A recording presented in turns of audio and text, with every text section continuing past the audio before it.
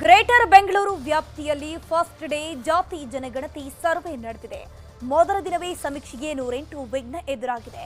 ಈ ಮಧ್ಯೆ ಡಿಸಿಎಂ ಡಿಕೆಶಿ ಮನೆಯಲ್ಲೂ ಸರ್ವೆ ನಡೆಸಲಾಗಿದೆ.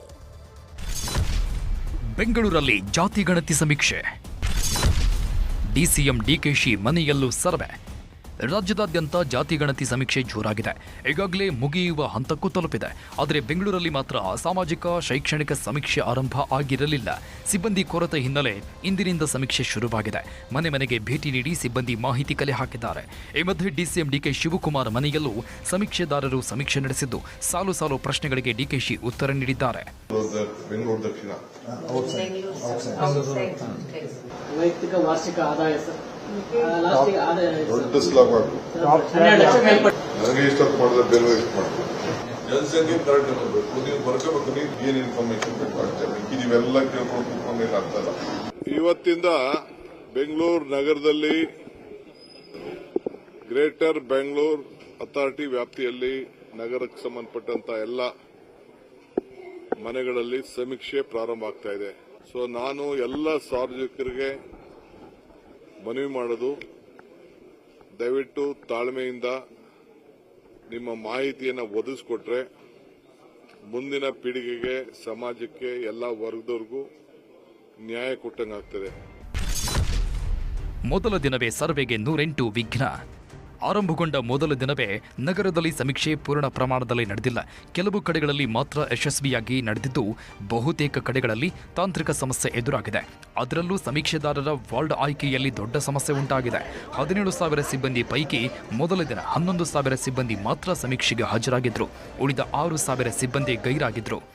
ಸ್ವಲ್ಪ ಆ್ಯಪ್ ಇದು ಸರಿಯಾಗಿ ಕೆಲಸ ಮಾಡ್ತಿಲ್ಲ, ಕೆಲವು ಫೋನ್ಗಳು they are not working or compatible, ಆ ಥರ ಒಂದು ಸ್ವಲ್ಪ ಚಿಕ್ಕ ಪುಟ್ಟ ಸಮಸ್ಯೆ ಖಂಡಿತ ಬರ್ತದೆ. ಮತ್ತು ಅಲೋಕೇಶನ್ನಲ್ಲಿಯೂ ಸಹ ಕೆಲವು ಜಾಗದಲ್ಲಿ ಜಾಸ್ತಿ, ಕೆಲವು ಜಾಗದಲ್ಲಿ ಜನರು ಎಕ್ಸಾಮ್ಷನ್ ಕೇಳ್ತಾ ಇದ್ದಾರೆ, ಆ ಥರ ಸುದ್ದಿ ಬಂದಿದೆ.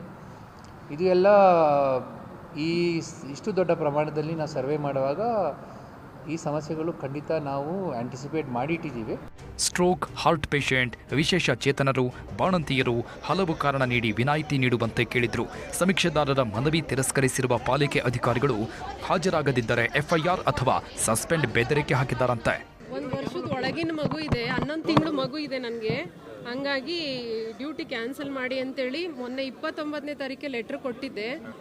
ಜಸ್ಟ್ ಈಸ್ಕೊಂಡ್ರೆ ಅಷ್ಟೇನೆ, ಕ್ಯಾನ್ಸಲ್ ಆಗುತ್ತೆ ಇಲ್ಲ ಅನ್ನೋದು ಗೊತ್ತಿಲ್ಲ. ಮಾತೆತ್ತಿದ್ರೆ ಯಾರನ್ನು ಕೇಳಿದ್ರು ಸಸ್ಪೆಂಡ್ ಮಾಡ್ತೀವಿ, ಎಫ್ಐಆರ್ ಹಾಕ್ತೀವಿ, ಇದನ್ನೇ ಹೇಳ್ತಾರೆ ಹೊರತು ಅಟ್ಲೀಸ್ಟ್ ನಮ್ಗೆ ಎಕ್ಸಾಮ್ಷನ್ ಇರೋರಿಗೆ ಕೊಡಿ ಅಂತ ನಾವು ಕೇಳ್ತಾ ಇದೀವಿ ಅಷ್ಟೇನೆ.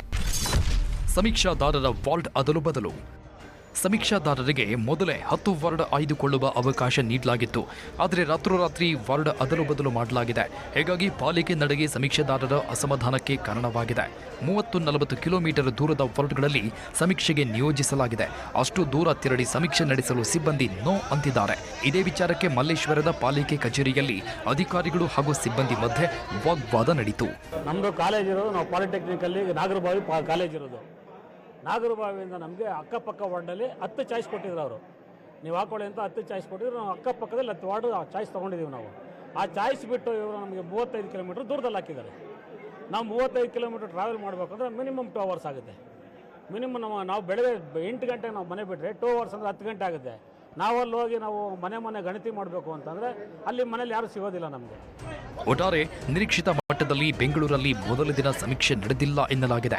ತಾಂತ್ರಿಕ ಸಮಸ್ಯೆಗಳು, ಮೆಡಿಕಲ್ ವಿನಾಯಿತಿ ನೀಡಿದ ಬಳಿಕ ಸಮೀಕ್ಷೆ ಮತ್ತಷ್ಟು ಟೇಕ್ ಆಫ್ ಆಗುವ ನಿರೀಕ್ಷೆ ಇದೆ. ಆಶಿಕ್ ಮುಲ್ಕಿ, ನ್ಯೂಸ್ 18.